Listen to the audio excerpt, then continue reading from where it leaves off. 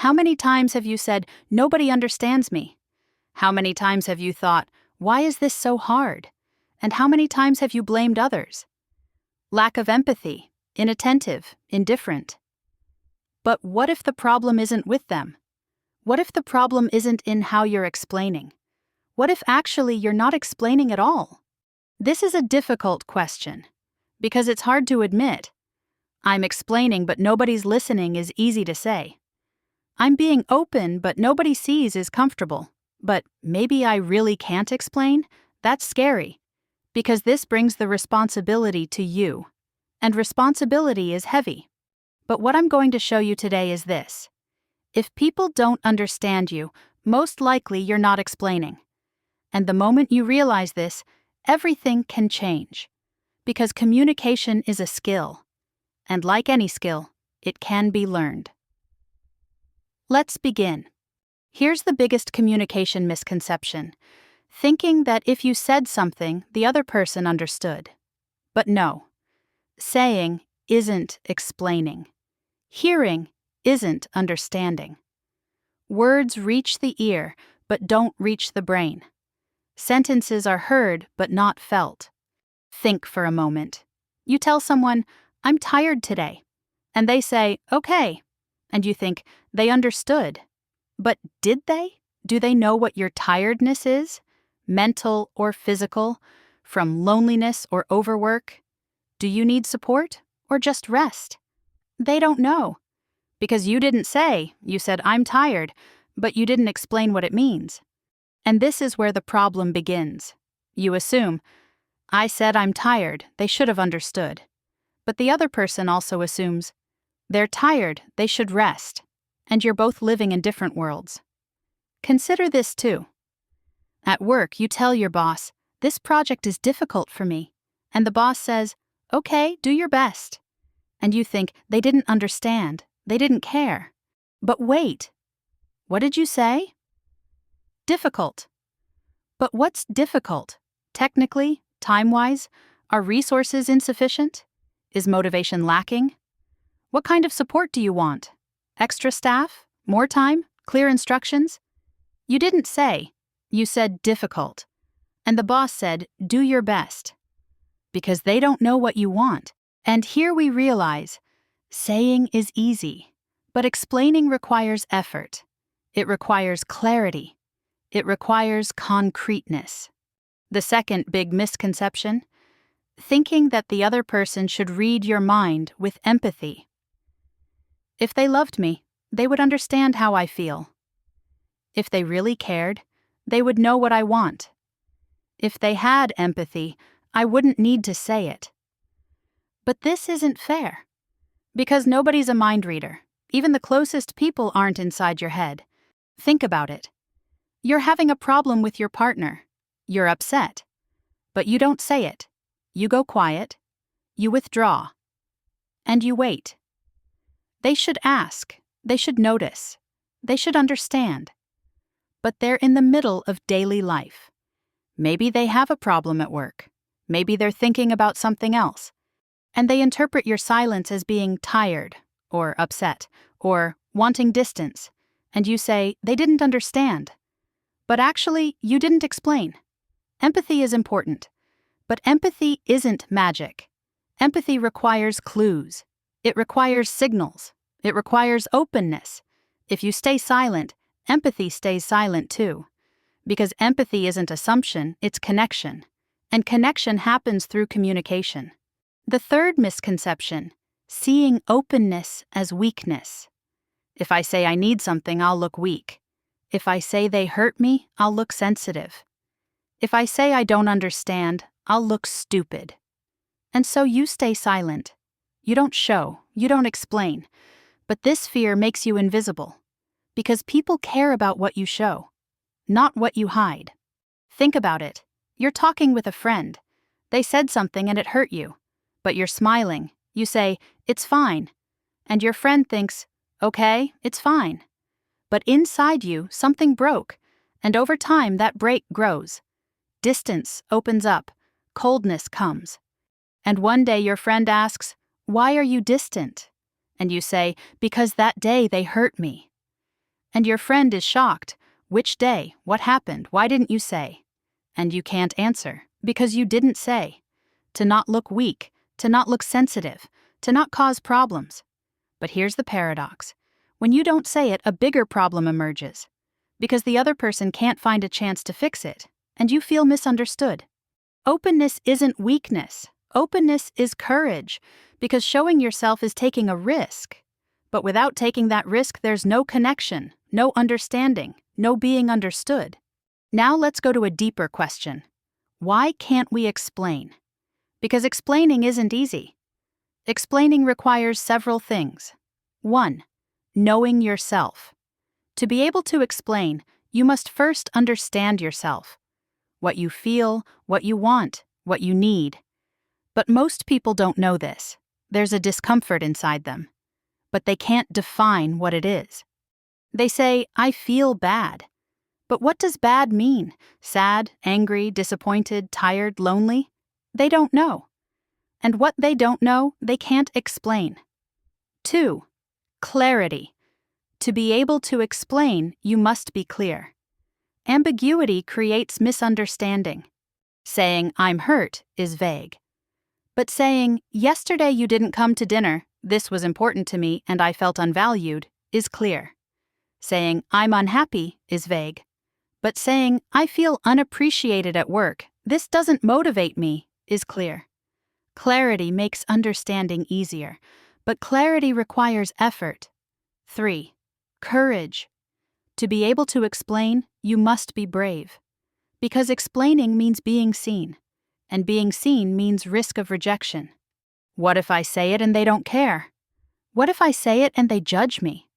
What if I say it and they leave? These fears are real, and these fears silence. But here's the truth. If you don't say it, you're already being lost. Silently, slowly, invisibly. But when you say it, at least there's a chance of being understood, a chance of connection, a chance of solution. Now let's get practical. How do you explain? Here are 4 basic principles. Principle 1. Speak in I language. Most people speak in you language, and this creates defensiveness. You never listen. You always ignore me. You don't care. These sentences are accusatory.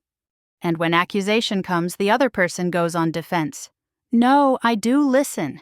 You're exaggerating. And there it is, an argument begins.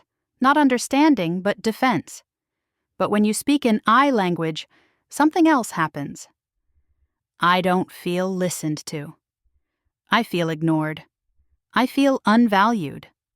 These sentences are personal, your experience, and nobody can argue with your experience. Because this is your reality. I language opens doors. You language closes doors. Principle 2.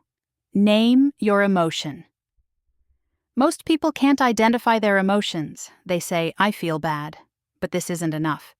Because bad is too broad. Are you sad, angry, disappointed, anxious, lonely, devastated? Each emotion indicates a different need and requires different support. If you're sad, maybe you need comfort. If you're angry, maybe you need to be heard. If you're disappointed, maybe you need understanding. If you're anxious, maybe you need reassurance. But when you say, I'm bad, the other person can't know and might give the wrong support. They might say, it's okay, it will pass. But you wanted to be heard. And now you feel even more misunderstood. Name your emotion, be specific, and the other person can give the right support. Principle 3. State your need. Here's the most overlooked thing, need. Most people explain the problem, but don't say the solution. They say, I'm tired. But what do they want? To rest, support, understanding, to spend time together? They don't say. And the other person tries to guess. And most of the time, guess is wrong. But when you state your need, everything becomes clear. I'm tired and tonight I just want you to sit with me. We don't need to talk, just be there. That clear, that simple. And now the other person knows exactly what to do. Stating your need isn't selfishness. Stating your need is clarity. And clarity makes both sides comfortable. Principle 4.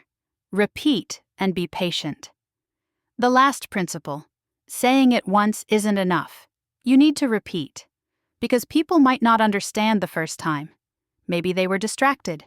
Maybe they were busy with their own problems. Maybe they misunderstood. And you think, I said it, they should have understood. But life is complex. Communication is complex. And sometimes repetition is needed. But importantly, make the repetition not as blame, but as clarification. I said this last time, but I don't think I expressed it clearly. Let me explain again. This is gentle. This is constructive.